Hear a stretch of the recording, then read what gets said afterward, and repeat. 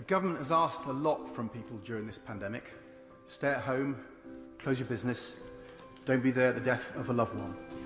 Yet it seems, Mr. Speaker, their sacrifices have been squandered by the government's failure to build a robust test, trace and isolate system, or even communicate competently. Under this Prime Minister, we've suffered one of the worst death rates in the world. Previously, he's refused my demand for immediate inquiry. Will he instead commit, in principle, to a future public inquiry?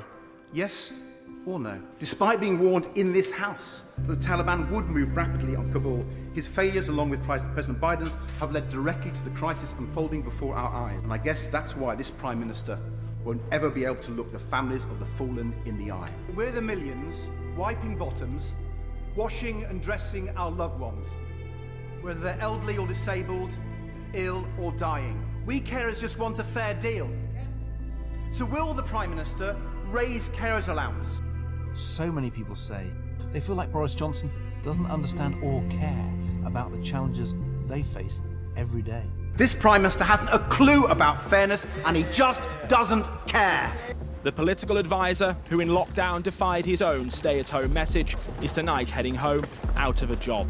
The Health Secretary, Matt Hancock, caught kissing an aide, breaching his own social distancing rules at the time.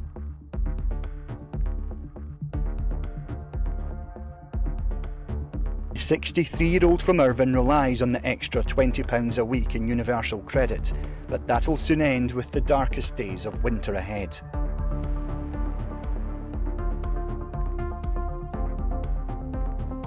Officials urged the Foreign Secretary to urgently call his opposite number in Kabul, but Mr Raab was on holiday here. The Foreign Secretary didn't make that call. Are you going to resign, Mr Raab? No.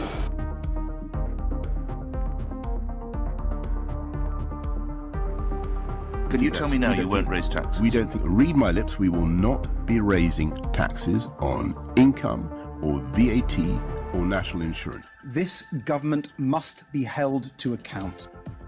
After so much hurt, we need hope. I think there are many Conservative MPs across the country who are now worried. Our message of a fairer, greener, more caring country will resonate.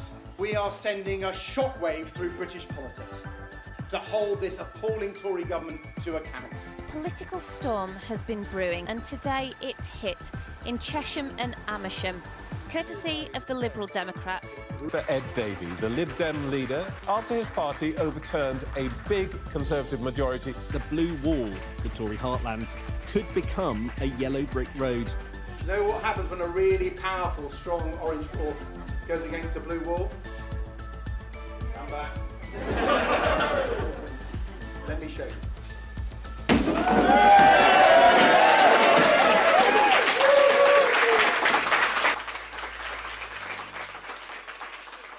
Conference. Please welcome the leader of the Liberal Democrats, Ed Davey.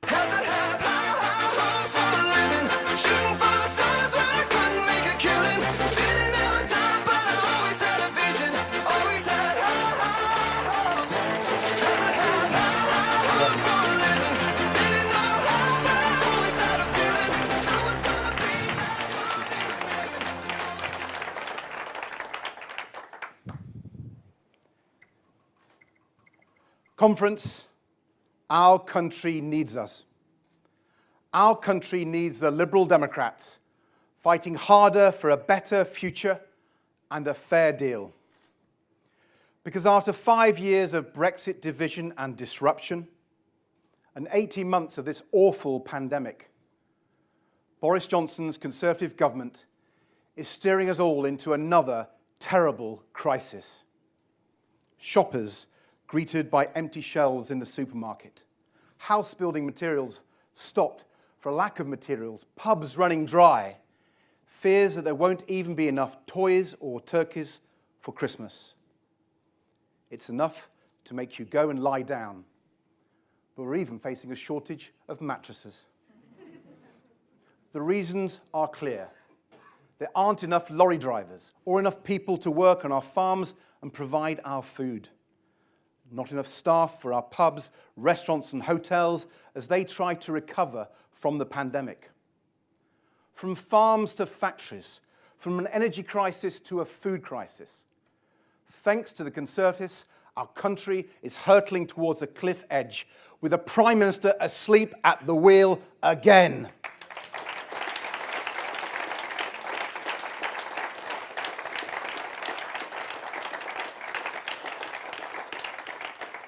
The Conservatives ignored all the warnings from us and from the experts.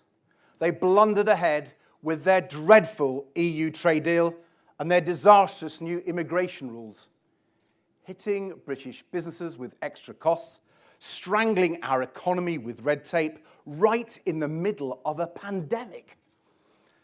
And having ignored all the warnings, they are in total denial. Well, now the government's chickens are coming home to roost. Or they would be if they could only get the visas. To be fair, this is one time Boris Johnson has actually delivered. He said he wanted to F business, and he has well and truly F'd them.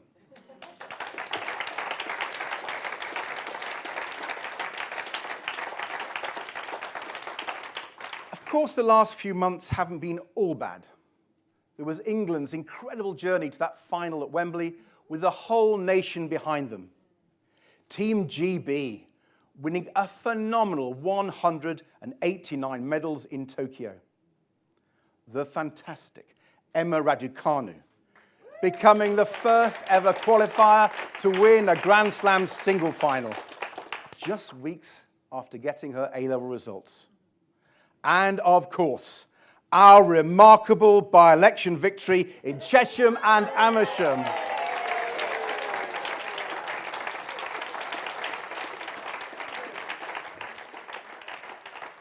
From the start of that campaign, right through until polling day, the Tories kept telling us we didn't stand a chance. No matter how well we'd done in the local elections just a month before, no matter what people were telling us on the doorsteps, Tory High Command took the people of Chesham and Amersham for granted. They even sent Boris Johnson for a victory photo op with their candidate 10 days before polls opened. That's how convinced the Conservatives were that no one could beat them in blue wool Buckinghamshire. But they hadn't counted on our brilliant candidate. A determined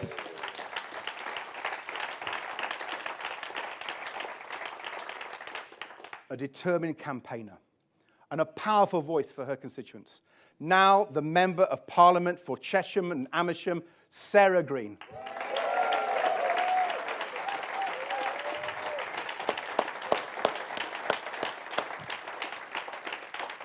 And the Tories hadn't counted on the incredible skill and determination of our campaign team.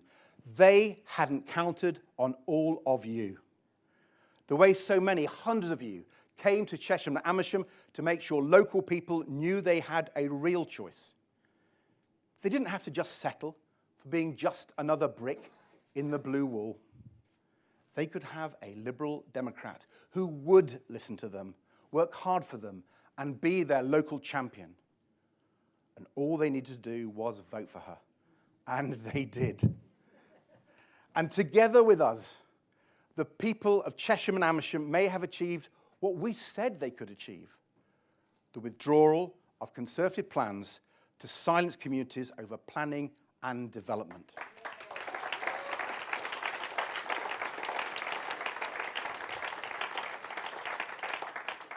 But there was one more crucial ingredient that the Tories missed in Chesham and Amersham. An ingredient that made our defeat of the planning reforms and Sarah's historic victory possible.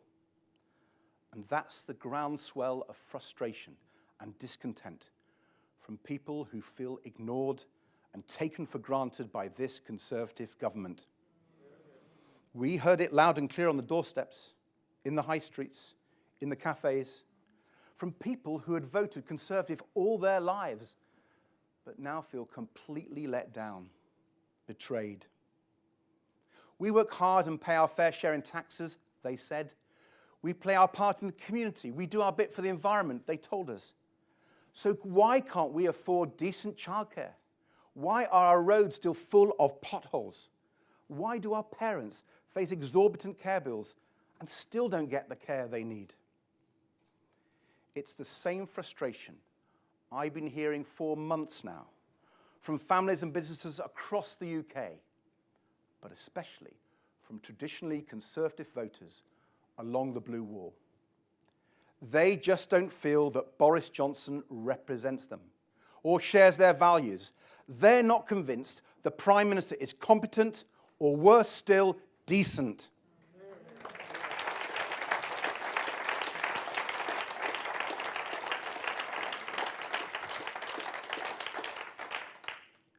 A person's true nature is revealed at times of the greatest adversity, the saying goes.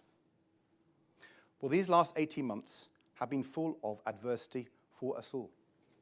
From families separated to businesses closed, from education stalled to loved ones lost. And the British people have shown their true nature in the face of this adversity, in their courage and their kindness. The bravery of NHS and care workers, the resilience of frontline workers, everyone who kept to the rules and made enormous personal sacrifices to protect others, to look after their kids, and to save their businesses. So many people fighting back against COVID. You all make me so proud of our country.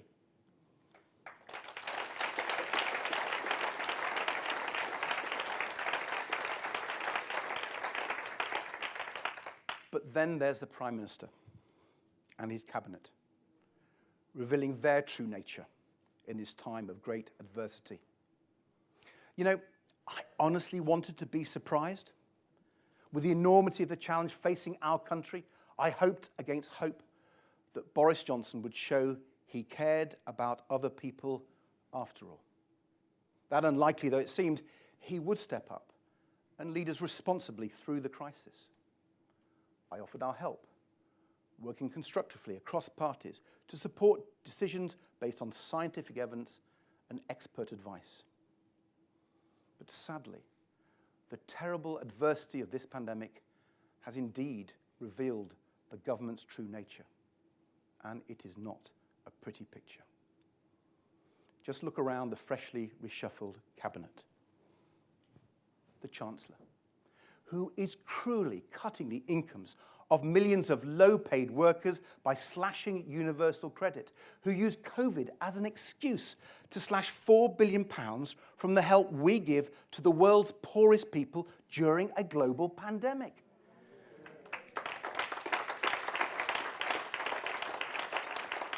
And a Chancellor who refused to help our children recover their lost learning, refusing them the catch-up funding they and their schools need, giving them just one-tenth of what the government's own advisor said our children need. And it gets worse. Priti Patel, somehow still the Home Secretary. You know, she's had the border force on high alert all week. Apparently, she's heard reports of a half Romanian, half Chinese immigrant with a dangerous serve trying to get back into the country.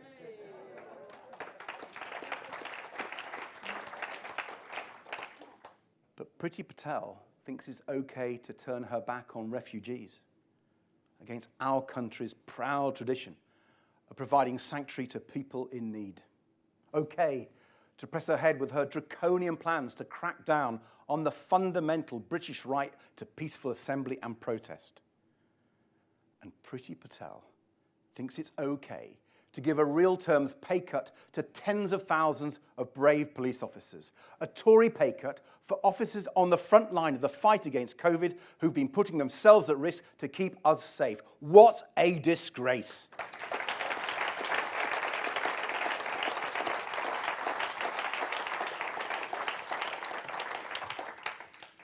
And then there's Dominic Raab, who did such a wonderful job as Foreign Secretary that Boris Johnson has promoted him to Deputy Prime Minister, Lord Chancellor, and Secretary of State for Justice. I understand Raab accepted on the basis that 3 jobs would come with 3 times the holiday entitlement.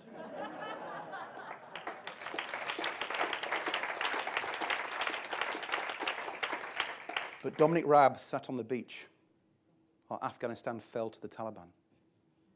He wouldn't even pick up the phone to get interpreters to safety. Afghan nationals who had served so bravely alongside our troops for the last 20 years, let down and left behind so Dominic Raab could work on his tan. Wherever you look in this shocking government, the truth is that over the last few years, Boris Johnson has remade the Conservative Party in his own image, and it's an ugly, ugly sight. Behaviour that would get most people fired from their jobs. In Boris Johnson's government, it makes you Employee of the Month. His casual disregard for facts or truth. His trail of broken promises from no border in the Irish Sea to no tax rise. His knee-jerk response of say anything, do nothing, and take absolutely no responsibility whatsoever. And his total lack of shame or decency. Boris Johnson is not a Prime Minister worthy of our great United Kingdom. His Conservatives are not a government worthy of the British people. This Prime Minister and these Conservatives have got to go.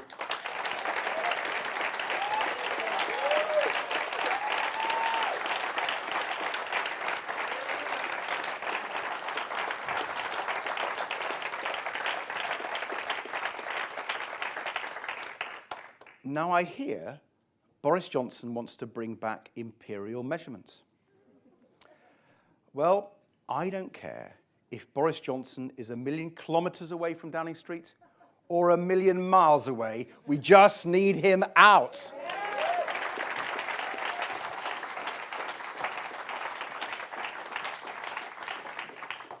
So how do we do it?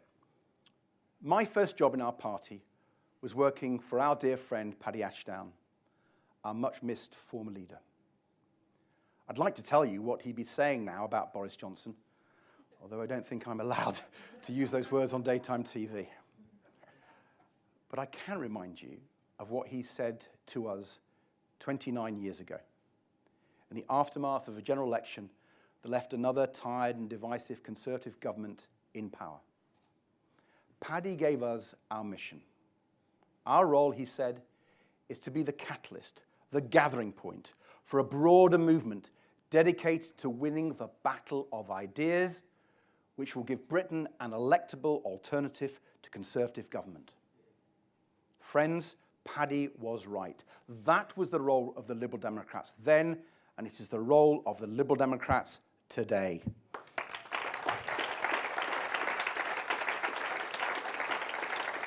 We must be the gathering point for everyone fed up with the indecency and incompetence of this Conservative government. Make no mistake, the electoral arithmetic is clear. These Conservatives can't be defeated next time unless we, Liberal Democrats, win Tory seats. Boris Johnson will stay in Downing Street unless we throw him out. This is a heavy responsibility, but frankly, it's all the motivation I need, and I know it's all the motivation you need too.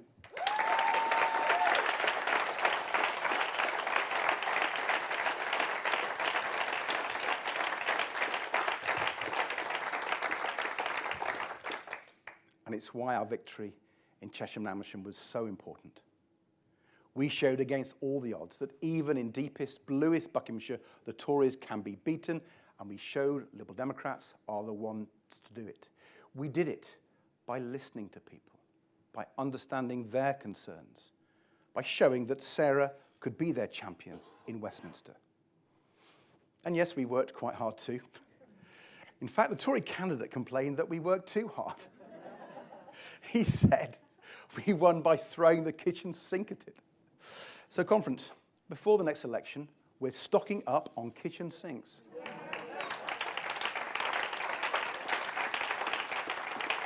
Because we're going to do it again, right across the UK, knocking down the blue wall in Cambridgeshire and the Cotswolds, Stockport and Surrey, Hampshire and Hertfordshire, everywhere the Conservatives have taken people for granted.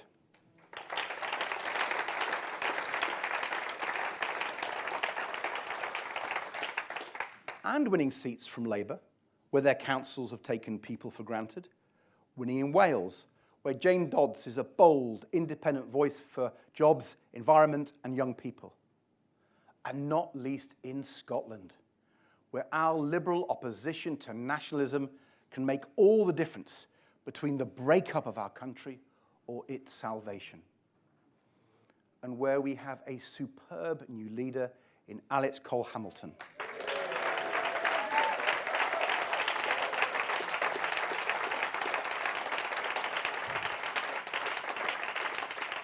Alex picking up the baton from the brilliant Willie Rennie and breathing new hope into Scottish politics.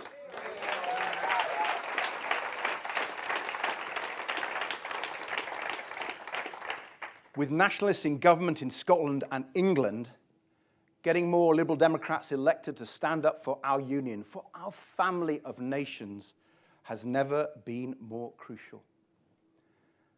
And as we work tirelessly to repeat victories like Chesham and Amersham, let's not forget Paddy's advice to focus on the battle of ideas. We must show people we have the new, bold ideas our country needs. We must rediscover the self-confidence of the Liberal giants who brought our country everything from the state pension to our brilliant NHS. Liberals who shaped the 20th century Britain, from Lord George to William Beveridge and Shirley Williams. And before I come to those ideas, let me just say a few words about our wonderful Shirley, one of the founders of our party and a giant of half a century of British politics. Shirley was at once a wonderful human being and an unstoppable force of nature.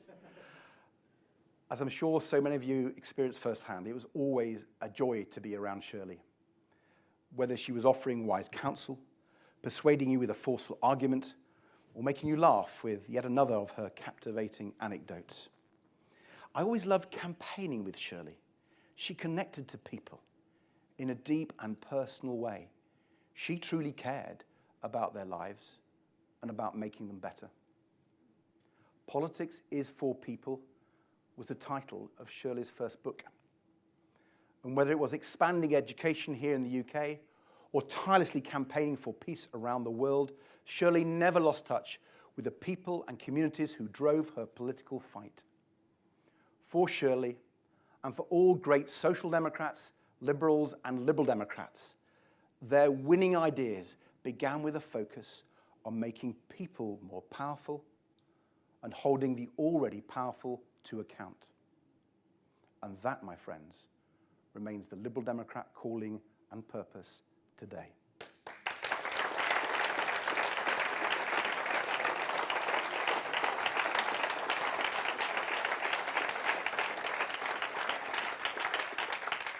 You know, people don't expect government to magically solve all of their problems. They don't want a free ride. They don't expect life always to be easy. But what they do want, what they rightly expect, is a government that empowers them, a government that enables them to take on the challenges they face, in getting the best education for their children, in growing their small business to create jobs and opportunity, in getting the best possible care for their loved ones.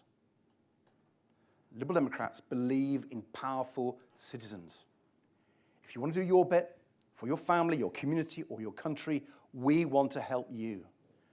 To put meaningful power in your hands, to give you the control and opportunity you deserve. And Liberal Democrats want to hold the already powerful properly to account. The global tech giants and big property developers, the fossil fuel companies and the investment banks. We all have to play by the rules and do what's right, so why don't they?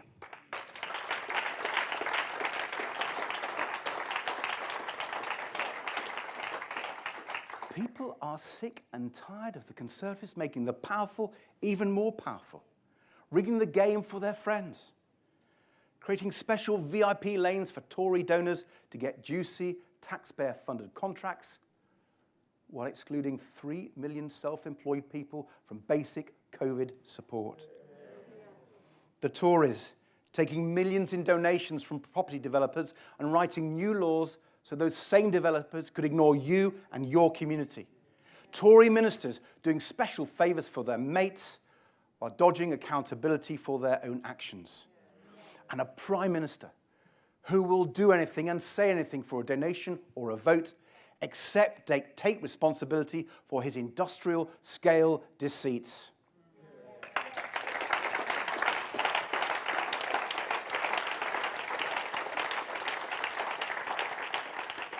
It's time this abuse of power was stopped. It's time for a government that's decent. It's time these powerful people were held to account. I've always believed in a healthy democracy and prosperous economy that it was essentially a contract or a deal between the government and the people. A fair deal. If you do your bit, if you play by the rules, you should be able to afford a decent home in a safe, clean neighbourhood with a comfortable retirement when the time comes. Your children should be able to go to a good school and get a good job and have real opportunities to fulfill their potential. You should be able to know that if someone in your family is ill, frail or disabled, they will get the high-quality health and social care they need. A contract of fairness, where the rules are the same for everyone, no matter how wealthy or well-connected. Not one rule for you and another rule for them. But that deal, that fair deal, has been shattered by this government and by this Prime Minister. A fair deal that should be a hallmark of modern democracy is being torn up. I want our party to restore the British fair deal and to make it even better.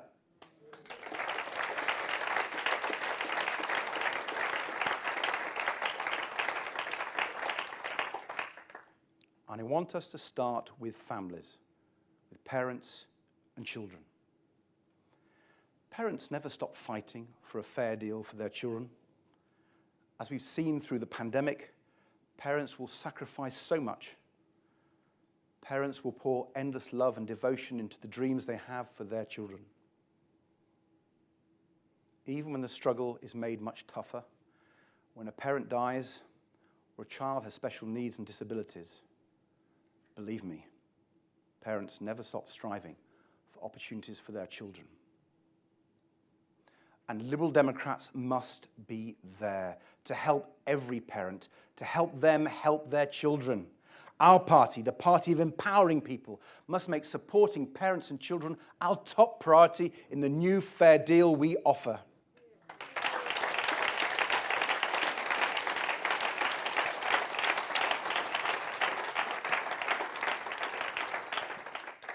Now, I'll be frank with you, my thinking on this has developed due to COVID. Pandemic parenting has been tough for so many of us. As I struggled to help my 7-year-old daughter with her writing, my respect for teachers grew and grew. But reading with her and listening to her, I still felt more involved with her education than ever before. And I believe COVID should mark a watershed in how we educate our children and young people. And I'm not talking about online learning. I'm talking about parents' involvement with their children's education. Something we all know. Children do better when their parents are interested in their education. That's why I want to argue not just for a massive education catch-up fund, which our schools desperately need, but also for a radical new role for parents. I think we need a massive COVID education catch-up plan, and I think it's urgent. If we are to reverse children's lost learning, and if we are to repair lockdown's impact on children's mental health, ministers should implement in full what their own catch-up expert recommended, with a children's catch-up fund of at least £15 billion.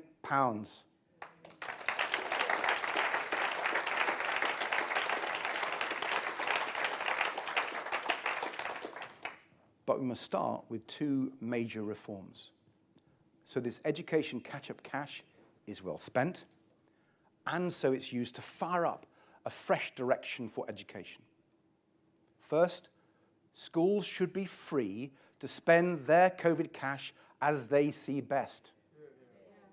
Head teachers and teachers know their pupils better than any Tory minister ever will.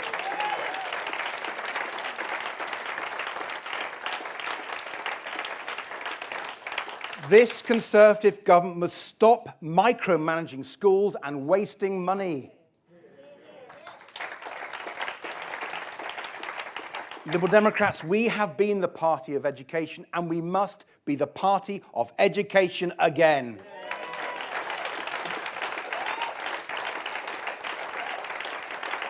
We must invest and trust in our nurseries, our schools, our colleges, and our universities again. And the second reform. A third of the education catch-up fund should go to parents directly, in the most radical empowering of parents ever. Parents should get catch-up vouchers to spend on what they want for their child's education. Parents could choose to spend it with their child's own school, on an after-school homework club, on one-to-one tuition, on special extracurricular activities, from sports to music lessons, provided for that child by their school. Or parents could choose to spend it on tuition they organise, or with a music teacher they find, or on therapy and counselling and so on. As long as it was supporting the education and well-being of their child, it would be the parent's choice. Our idea of a 3-year programme of education catch-up vouchers would become the world's biggest ever parent listening exercise.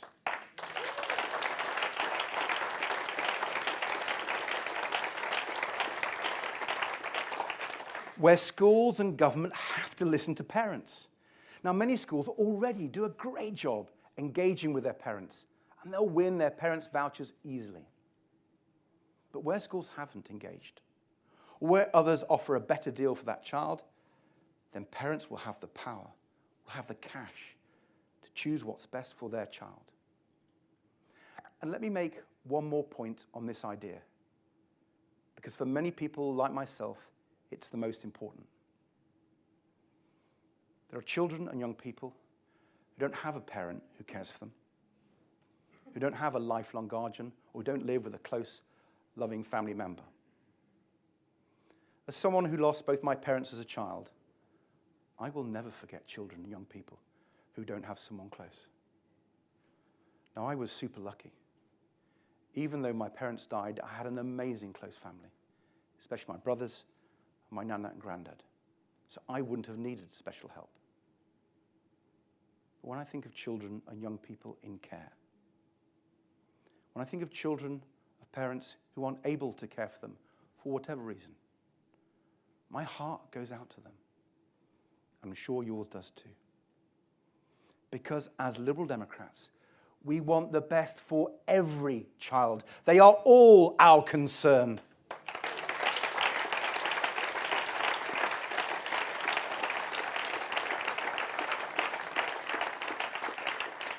So when I talk of a new Liberal Democrat parent revolution for the education and opportunities of our children with vouchers and choice, let me be crystal clear.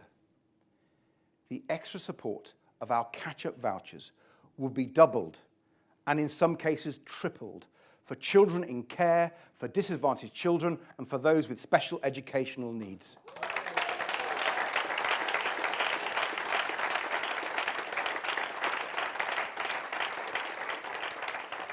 From the party that empowered children's schools with a pupil premium. Our catch-up vouchers would empower the most disadvantaged children now.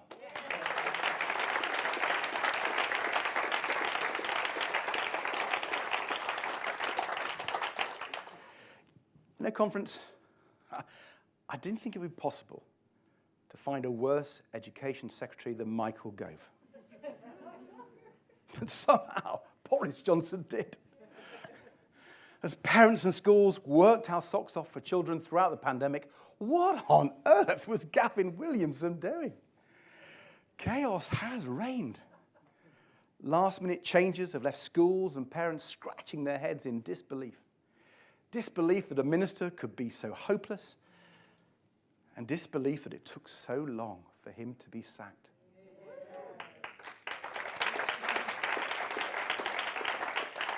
Gavin Williamson and the Conservative Party don't listen to parents. We must.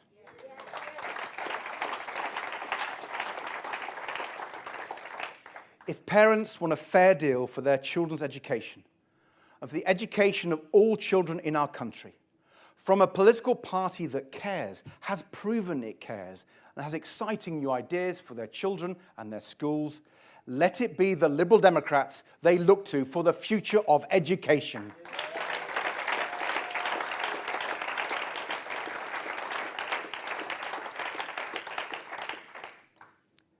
In my first speech as leader, I promised to be the voice of carers. So while I sat in the House of Commons, listening to Boris Johnson bluster away about his so-called social care plan, which amounts to little more than an unfair tax rise for workers and businesses, I thought of the hundreds of carers I've spoken to over the last year. I thought of the millions of people across the country who at that very moment were making big sacrifices, struggling to make ends meet, and feeling utterly exhausted as they do all they can to look after their loved ones. I thought of my mum, my nana, and my son John, and all those who the Prime Minister has let down, and I felt angry. Because as carers, we know that Johnson's claim to have fixed the crisis in social care is just another of his broken promises.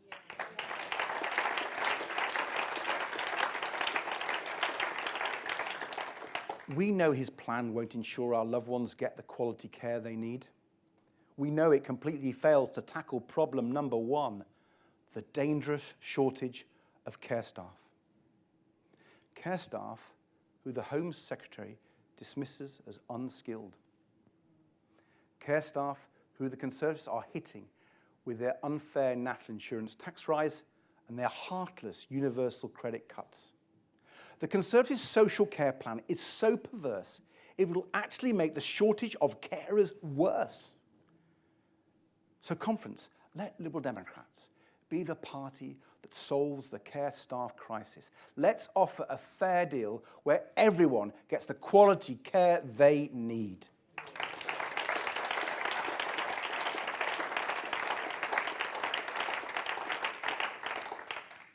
And a fair deal that empowers their carers by giving unpaid carers, family carers, and the people they care for their own care budget. Giving people control over the care they get, control over who is the carer, control over when they get the care, and when the family carer gets a break.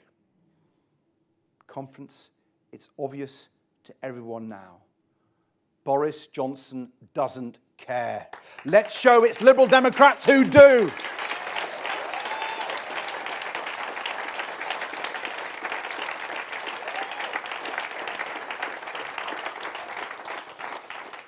Now, to deliver our fair deal, we need to get our economy growing again strongly and sustainably, to create the jobs and opportunities people deserve, and to fund our ambitious policies.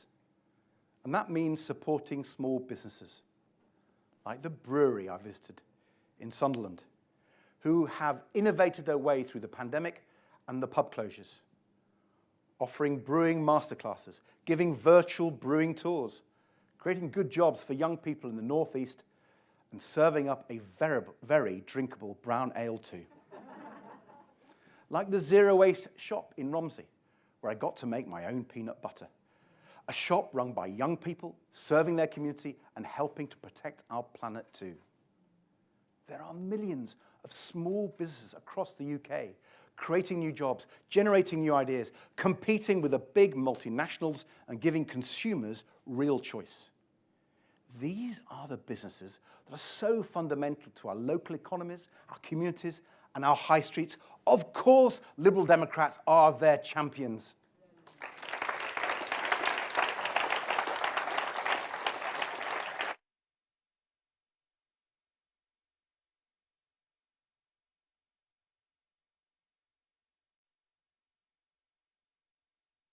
where business rates are replaced with a land tax, where the tax-free allowance against employers' national insurance contributions is raised substantially, and where the biggest businesses pay more tax.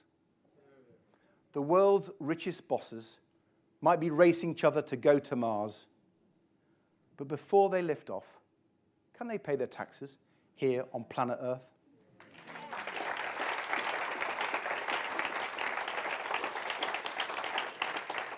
And speaking of planet Earth, I think you know where I'm going to next, conference. Our planet is in danger from biodiversity loss and from climate change. And those currently in power just don't seem to recognise just how urgent this is. With Tory MPs still arguing unbelievably about how quickly the UK should act, or whether we should act at all. Conference, Liberals were the first political party in Britain to warn decades ago about these environmental threats. And we have the best record of any party in Britain on taking action to stop pollution and tackle climate change.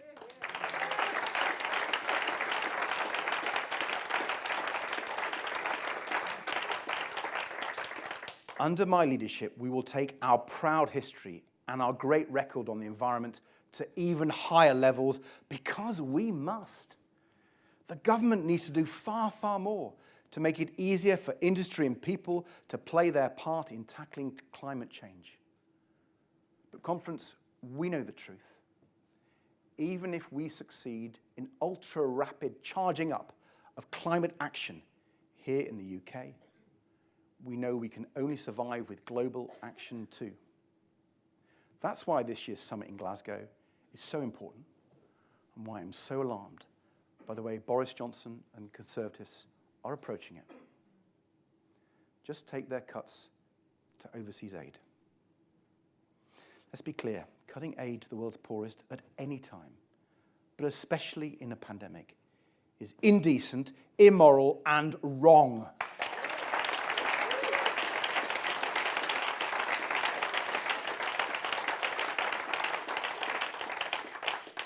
As a way of winning friends and influencing governments, just before you host this most crucial of global climate summits, cutting aid is a disaster. Instead, the UK should be leading the world on climate action with a radical new approach to move trillions of dollars, yen, euros, and pounds out of fossil fuels and into renewables, by properly holding to account the powerful fossil fuel firms and the powerful in the City of London. Banning new oil, gas and coal companies from the London Stock Exchange, stopping the flow of money from your pension funds into the dirty industries of the past. As we host the global climate talks in Glasgow, we should stop London hosting the world's fossil fuel investments.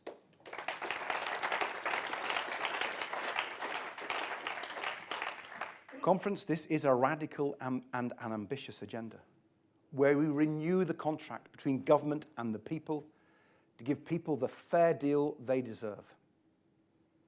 But there is one more set of reforms Liberal Democrats know are crucial, so government stop taking people for granted and people get the deal, the fair deal that they deserve.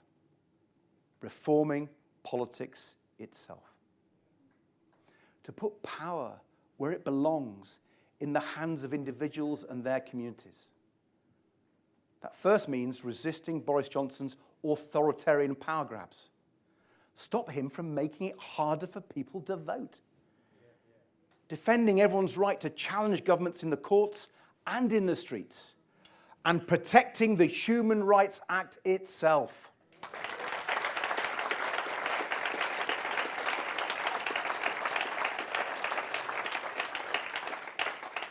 But we have to go much further than just preventing the Tory damage.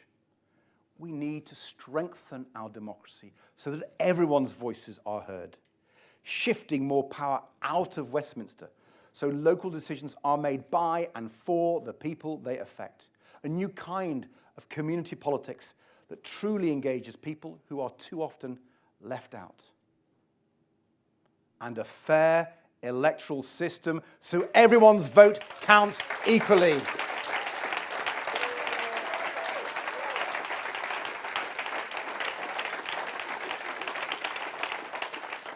That's what a fair deal looks like. Conference, we can give people this fair deal.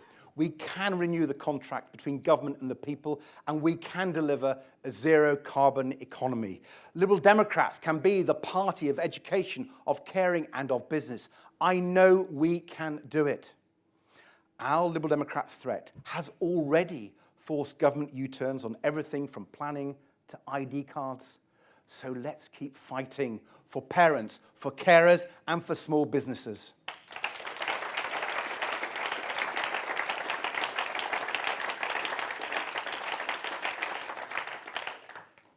And when you're knocking on those doors and speaking to your neighbours, when they ask you what we stand for, tell them this. Liberal Democrats stand for a fair deal to be delivered by politicians who are decent and who truly care about you. A fair deal that puts power in your hands so you can do your bit and that holds the powerful to account to make sure they do theirs. A fair deal for parents and children, for carers and their loved ones. A fair deal for nurses and teachers, police. A fair deal for businesses, workers, and the self-employed. And a fair deal on climate.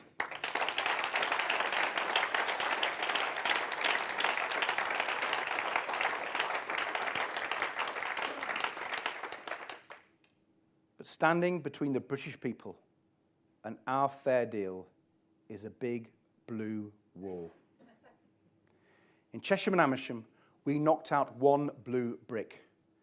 Now it's up to us to tear it down. From Cheadle to Cheltenham, from Winchester to Wokingham, from Stockport to Sutton, from Hitchin to Harrogate, from Westminster to Wimbledon, and from Eastbourne to Esher and Walton, let us bring the blue wall down. Let us rebuild our country. Let us fight for a fair deal. We can do it, and we will.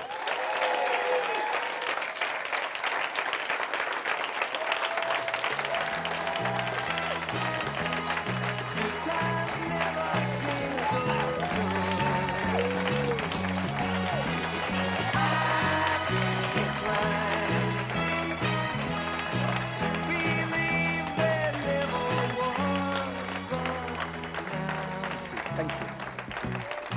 Look at the night, and the dawn seems so lonely. We fill it up with only.